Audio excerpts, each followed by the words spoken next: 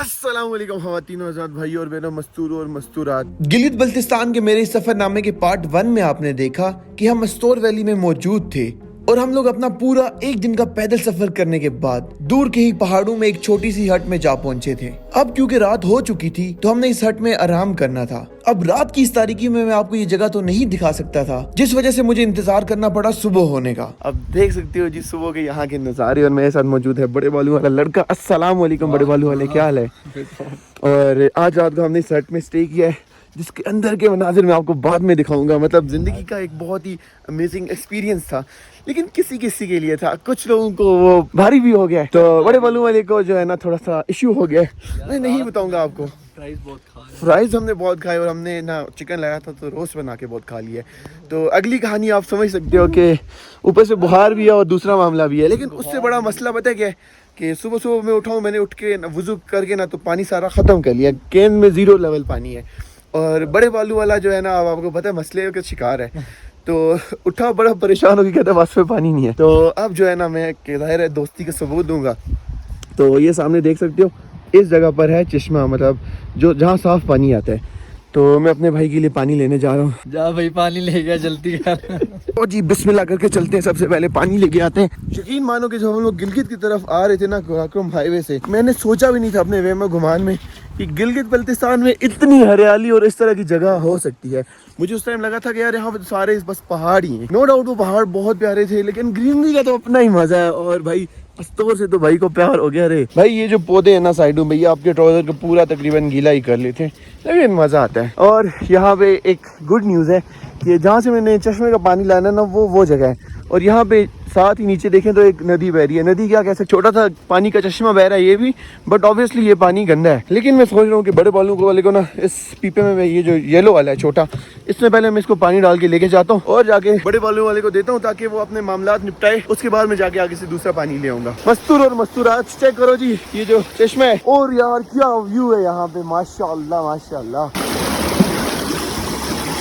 ओ क्या यख पानी है यार, कसम से हाथ फ्रीज हो रहा है। पानी पहुंचाने वाली ड्यूटी मैंने कर ली है। अब मैं साफ़ पानी लेने जा रहा हूँ, क्योंकि सारे बॉयज़ सोए पड़े, सबसे पहले मैं ही उठाऊँ। तो बस यही सोच रहा हूँ कि यार क्यों ना थोड़ा सा काम कर लें, बॉयज़ को एटलीस्ट पानी तो ला दें। अच्छा जी, तो आप लोग सोच रहे हो कि भाई ये अस्तोर में कौन सी जगह इतनी प्यारी और क्या सीन है जगह का। तो भाई बेसिकली ये जगह है हरचू निरिल। शायद आपने ये नाम पहली बार सुना हो। दरअसल ये एक बहुत ही ज्यादा खूबसूरत और अनएक्सप्लोर्ड वैली है, जहाँ लोकल्स तो अक्सर जाते हैं बट टूरिस्ट बिल्कुल भी नहीं जाते। अब ऐसी जगह जहाँ पर टूरिस्ट नहीं जाते, एक तो वो जगह बहुत ज्यादा खूबसूरत होती है और वहाँ पर सुकून एक अलग ही लेवल का होता है, क्योंकि ना तो वहाँ पर शोर होता है और ना ही कहीं पर कचरे के रैपर्स पड़े होते हैं। ऊपर से यहाँ पर इस दिन हल्की हल्की रिमझिम भी बरस रही थी, तो इसका एक अलग ही मजा था।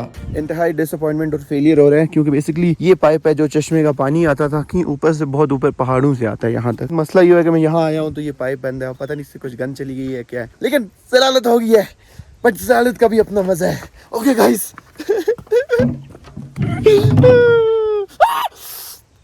यार ये जो पौधा है ना, ये जो पौधा है बेसिकली यार, इससे बहुत सख्त मिर्चें लगती हैं। मतलब इसको आग लगाओ तो जिस तरह करंट होता है, इतनी मिर्चें लगती हैं ना यार। ये गंदा पौधा होता है, लेकिन ये हर जगह पाया जाता है यार। मेरे गांव में भी होता है। वैसे अगर आपको इसके साथ हाथ टच हो जाए और आपको जो है ना दर्द हो, तो ये नहीं करना कि आप उसको मलना शुरू कर दिया जी कि ये क्या हो गया। उसको थोड़ी देर छोड़ दो, उसके बारे में फोकस मत करो, तो 5-6 मिनट में आपका दर्द ख़त्म हो जाता है। लेकिन अगर आप लोग उसको मलते रहते हो तो फिर वो घंटों तक दर्द नहीं जाएगा और दर्द होता रहेगा आपको। अब मुझे पीने के लिए साफ पानी तो नहीं मिला, फिर मैंने सोचा क्यों ना नाले से ही पानी भर के ले जाता हूँ। वैसे शायद हमारे शहरों से ज्यादा साफ पानी तो इस नाले का होगा।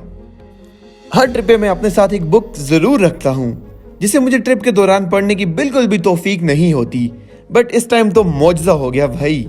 इन दिनों मैं ये बुक पढ़ रहा हूँ, the murder of history by के अजीज, और मैं इस बुक को बहुत हाईली रिकमेंड करूंगा कि हर पाकिस्तानी को ये बुक जरूर पढ़नी चाहिए। अगर आप लोग इस बुक को बाय करना चाहते हैं तो लिंक होगा डिस्क्रिप्शन में या फिर पिन कमेंट में। नाज़रीन और हज़रात, सब लोग उठ चुके हैं, सब ने अपनी नींदें पूरी कर ली हैं, लेकिन ये बंदा बहुत बुरी हालत में, आप देख सकते हैं। और ये एक दफ़ा पहले आप 360 व्यू देख लो, हमने यहाँ पे आज रात गुजारी है, बहुत अच्छा सही है। और हमारा नाश्ता रेडी है भाई, और जो नाश्ता है ना क्या बात है। और ये जो चम्मच है ना, ओए माशाल्लाह, ये चेक करो जी। ख़वातीन और हज़रात, दिन के 2:30 बज चुके हैं और तकरीबन अभी तक जाके सारे बॉयज़ उठे नहीं हैं। कभी एक उठ जाता, दूसरा सो जाता, दूसरा उठता, तीसरा सो जाता, और बीच में मैं भी सो गया था।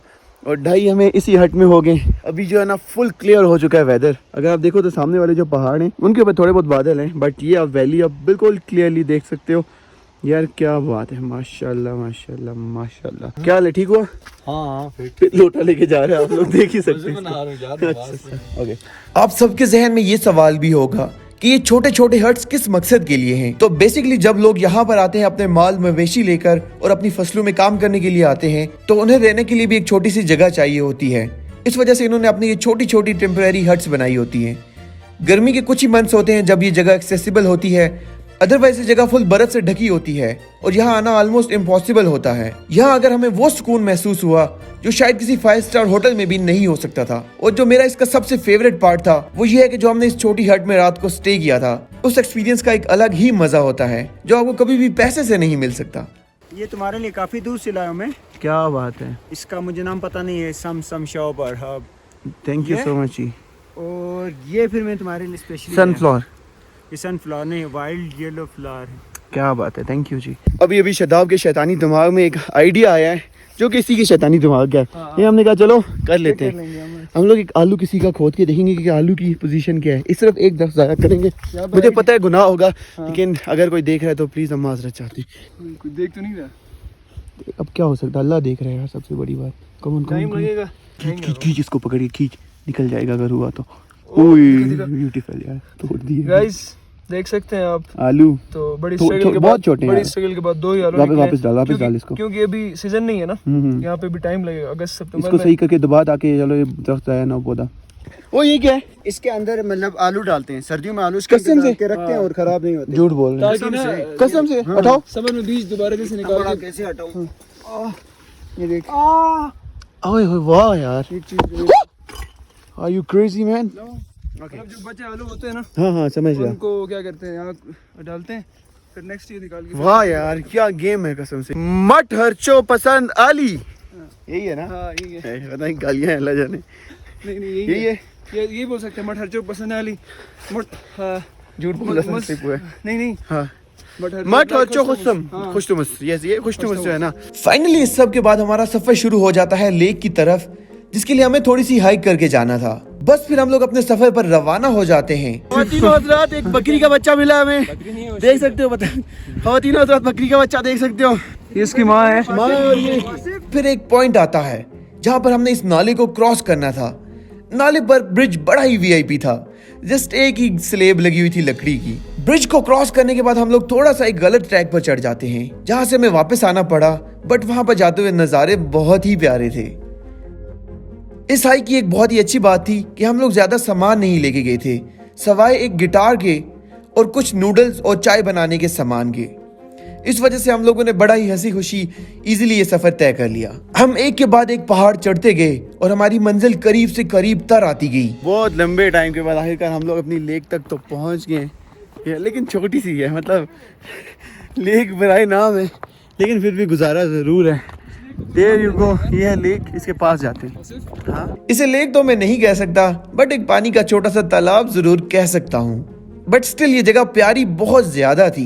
यार लेक तो आप लोगों ने देख लिया है, बाकी अब हम लोग थोड़ा आगे जा रहे हैं जहाँ से लेक का पानी आ रहा है। बेसिकली एक बहुत ही छोटा सा चश्मा है, उस चश्मे पे जाएंगे, वहाँ पे हम लोग अपना चाय के लिए सारा सामान लेके आए, चाय वगैरह बनाएंगे, एंजॉय करेंगे। उसके बाद हम लोग वापस अपने छोटे हट में जाएंगे और वहाँ से आगे फिर हम लोग एक जगह पे जाएंगे जहाँ पे हमने आज के दिन की कैंपिंग करनी है। तो आज रात हमने कैंप में गुजारनी है बेसिकली, तो बहुत मज़ा आने वाला है। बाकी ये भी गो, हम लोग पहुँच गए हैं जी अपने चश्मे में, और यहाँ पे मैं वज़ू करके नमाज़ भी पढ़ूंगा, ज़ोहर और असर दोनों की एक साथ ही, क्योंकि सफ़र में वैसे भी नमाज वगैरह पढ़ते हैं यहाँ पे। फिर आपसे मिलते हैं। बस फिर हमने यहाँ पर नूडल्स बनाकर खाई और चाय की चुस्कियों के साथ व्यूज को एंजॉय किया। जब तक हम लोग ये सब करके फ्री होते, सूरज ऑलमोस्ट पहाड़ों की आगोश में जा चुका था। ख़वातीनो हज़रात, ऊपर से आते हुए हमें रात हो चुकी है, मतलब मगरिब की अज़ानें हो गई हैं। अब मामला ये कि हमने जहाँ कैंपिंग करनी थी तो मे भी हम लोग कैंपिंग की तरफ ना जाएं, या अभी पता नहीं, डिसाइड होगा। हाँ जी, क्या मूड है? यार मूड ये है, क्या मूड है? सुबह ये है, अवैस बताएगा। हाँ जी, सुबह जाएंगे, सुबह जाएंगे। सुबह क्या कहते हो? हालत नहीं है यार। मैं तो कहता हूँ कैंपिंग करते हैं, फिर हमने कैंप क्यों उठा के लाया है कंधे पे? गाइस फिर हमने सोचा कि क्यों ना हम लोग इसी हट में स्टे करें, और हमारा एक पूरा कैंपिंग का प्लान था जो कि टोटली फ्लॉप हो गया। इसका मतलब ये था कि हमने फजूल में इतना सारा सामान नीचे से उठाकर इतना ऊपर लाया, बट स्टिल जो हुआ बहुत अच्छे के लिए हुआ, क्योंकि रिग्रेट कोई नहीं है। ये जो इस हट में रहने का एक्सपीरियंस था ना, इस जैसा कुछ भी नहीं है भाई। अब शुरू हो चुका था हमारा तीसरे दिन का वापसी का सफर, लेकिन हम लोग जिस रास्ते से गए थे उससे हम लोगों ने वापस नहीं आना था। हम एक टोटली नए रास्ते से वापस आ रहे थे और उस रास्ते पर जाने के लिए हमें शुरू में एक चढ़ाई चढ़नी थी, जिसके बाद जाकर एक उतराई आनी थी और फिर एक बहुत ही लंबा सफर तय करके हमने वापस अपनी रेजिडेंस तक जाना था।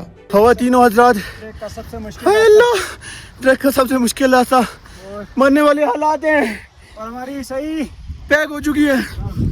अल्लाह, वहाँ से घूमते हुए आए, यहाँ से चढ़ते हुए हमारी पैक हो गई है।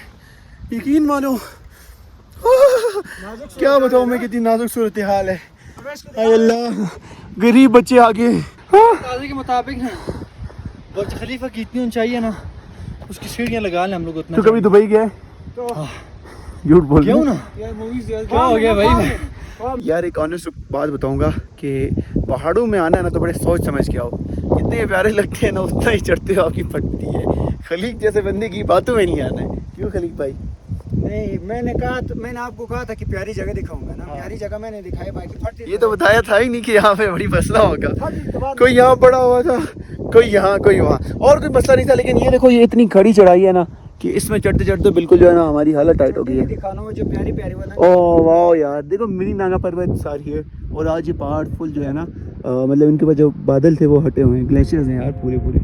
शायद एक पहाड़ पर चढ़ना इतना मुश्किल नहीं है जितना इससे उतरना मुश्किल होता है, क्योंकि जब तक आपका उतरने का टाइम आता है आप लोग फुल थके होते हो और टोटली एग्जॉस्ट हो चुके होते हो, तो एक छोटा छोटा कदम रखना भी काफी मुश्किल साबित हो रहा होता है। हमें वापस नीचे पहुंचने में तकरीबन एक पूरा दिन लग गया और मगरिब के टाइम हम लोग जाके वापस नीचे पहुंचे। इसकी रीजन ये भी थी कि हम लोग बहुत स्टेज करते करते आए थे, हम भी बड़े आराम सुकून से चल रहे थे। But it was one of the best experiences of my life. ये थी कहानी हरचू वैली की। मिलता हूँ आपके साथ अपने गिलगित बल्तिस्तान के सफरनामे के चैप्टर नंबर 3 में।